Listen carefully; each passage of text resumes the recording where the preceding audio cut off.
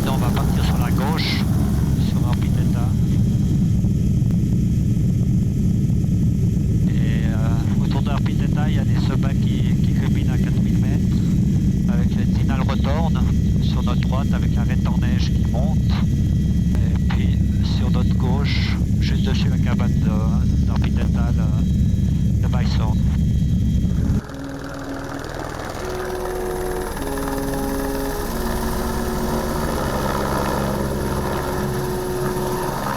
Et oui Mike, j'ai mis mes chaussures de marche et je suis monté en hélicoptère pour cette inauguration, la cabane de l'Arpitetta qui appartient au Club Alpin Suisse, section La Dôle. Et je vous propose de retrouver tout de suite son président pour plus d'explications. On se trouve ici à 2786 mètres d'altitude précisément, au pied du Weisshorn, sur ma gauche, et puis à 4 heures de marche de Zinal. C'est une cabane qui a été rachetée au guide Danivier, qui ensuite a eu une première transformation dans les années 80. Et aujourd'hui, vous avez un outil de travail, j'allais dire, flambant neuf, magnifique. Quels étaient les objectifs de base qui prévalaient à refaire cette cabane ? Alors ils étaient multiples. Tout d'abord, mettre la cabane au standard actuel de l'accueil des visiteurs en cabane parce que le niveau d'exigence de nos clients a augmenté.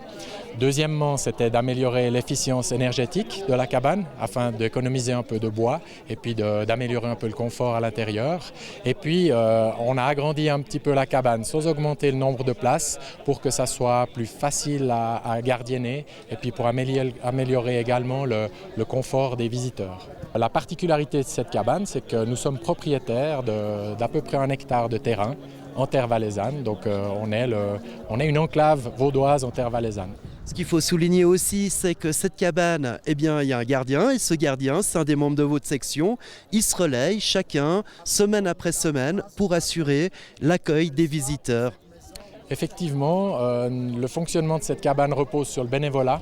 C'est une des caractéristiques de cette cabane par rapport aux autres, mais c'est également ce qui nous permet d'assumer le coût de cette cabane, car c'est nos bénévoles qui s'en occupent et on n'est pas obligé de payer un gardien professionnel qui, de toute façon, vu la taille de la cabane, ne pourrait pas retirer un salaire suffisant.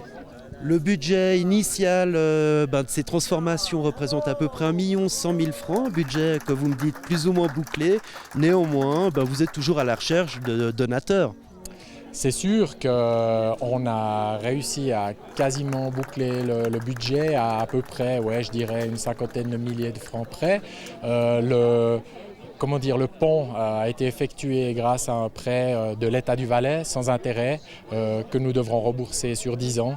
Et puis c'est clair que si on n'est pas obligé de recourir à ce prêt, on accepte volontiers tous les dons que les personnes ou les entreprises voudraient faire. Alors, comme vous l'avez compris, cette cabane se trouve en terre valaisanne, dans le Val d'Anivier, et je vous propose de retrouver un représentant des autorités, justement de la commune d'Anivier. On est dans un lieu magnifique, c'est le Val d'Anivier.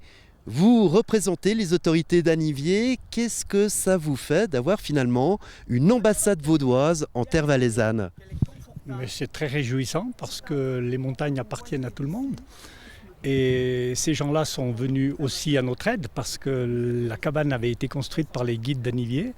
Mais malheureusement, les moyens financiers de cette population de montagne n'était pas suffisante et elle a vendu cette cabane aux gens de la plaine. Et puis je pense que c'est aussi un bien que les gens de la plaine viennent à la montagne pour la découvrir. Pour l'été, on peut venir de la vallée et puis continuer sur la cabane de Tracuy, mais c'est surtout l'hiver qu'elle est intéressante parce qu'elle est sur le passage des hautes routes, donc de la haute route d'Anivier ou de la haute route impériale comme il la nomme aujourd'hui. Et elle permet d'aller de la cabane de Tracuy en direction du sud sur la cabane de Muntet. Selon vous, pour les habitants d'Anivier, quelle particularité a cette cabane ? Elle a un charme, parce qu'elle est encore avec des dimensions qui sont nettement plus petites que les autres cabanes, qui dépassent les 100 personnes. Aujourd'hui, cette cabane a une dimension plus pour les promeneurs, pour les touristes marcheurs, que pour les alpinistes. C'est sûr que la difficulté des courses à partir d'ici l'été sont très grandes et qu'il n'y a pas un grand nombre d'alpinistes. En montagne, chaque mètre compte, alors imaginez-vous les efforts qu'il a fallu aux bénévoles et aux professionnels pour reconstruire cette cabane. On écoute le responsable des travaux qui nous en dit plus. On a doublé la surface de la cabane. La cuisine, on a quadruplé la surface de la cuisine. On a supprimé le local du gardien qui se trouvait dans l'ancienne cuisine avec la montée à l'étage. Dans la nouvelle partie, on a construit un escalier, on a construit un vestiaire au rez et à l'étage un nouveau dortoir et une chambre de gardien digne de ce nom. Alors, ce qui a été pas facile, on va le dire, c'est que vous avez dû faire avec les normes actuelles, c'est-à-dire normes antisismiques, normes en cas d'avalanche, que ce soit le souffle ou l'avalanche même, et ça, il a fallu le gérer. Absolument, absolument. On a dû faire un talus derrière la cabane qui protège contre une avalanche qui peut survenir tous les 100 à 300 ans. Et évidemment, les murs en béton sont calculés antisismiques. Qu'est-ce qui vous rend particulièrement fier dans cette cabane ? C'est le plaisir d'avoir travaillé avec ces gens qui venaient, les entreprises comme les bénévoles, qui avaient du plaisir à venir. Et je pense que le maître mot de cette réalisation, c'est le plaisir d'être ici. L'inauguration a eu lieu, le drapeau a été hissé, place désormais aux randonneurs et aux montagnards. Et pour les accueillir, les gardiens qui se relayent semaine après semaine pour assurer l'accueil. Rencontre. Alors là, on est dans le lieu, on va dire, dédié aux gardiens de cabane. C'est la cuisine, c'est là que tout se passe. Mais quel est le travail d'un gardien de cabane ? Alors, il commence très tôt avec la préparation du petit déjeuner. Dès que tout le monde est parti, il faut faire la vaisselle, nettoyer les dortoirs, les toilettes. Et puis après, il faut se dépêcher de préparer une bonne soupe aux légumes pour ceux qui arrivent dans la journée, parce qu'on propose la soupe et les planchettes. Donc il faut être prêt. Comme les scouts, toujours prêt. Qu'est-ce qui vous pousse à faire ça ? C'est sympa, j'aime bien faire la cuisine. Je suis d'ailleurs la reine des tartes aux pommes, n'est-ce pas ? Et puis c'est une semaine de travail, je dois dire, mais on est quand même dans un site absolument extraordinaire.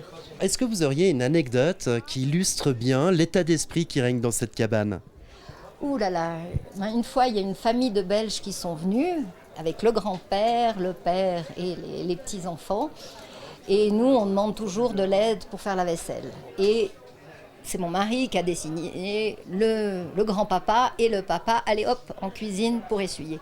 Et madame, la fille du vieux monsieur, a dit mais il faut que je prenne ça en photo, j'ai jamais vu mon papa en cuisine avec un linge pour essuyer la vaisselle.